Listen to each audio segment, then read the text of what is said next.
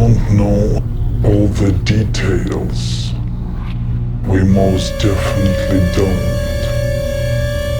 There might be no limit to the precision, and even minor changes to our perception could be concept-shattering on the larger scale.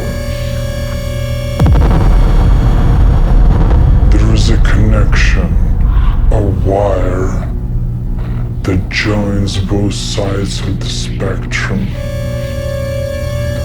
At least we think there is.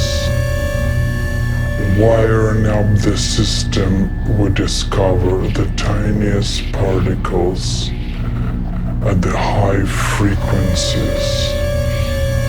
Thus we explore the world in its entirety. This journey might never end. We hope it will never end.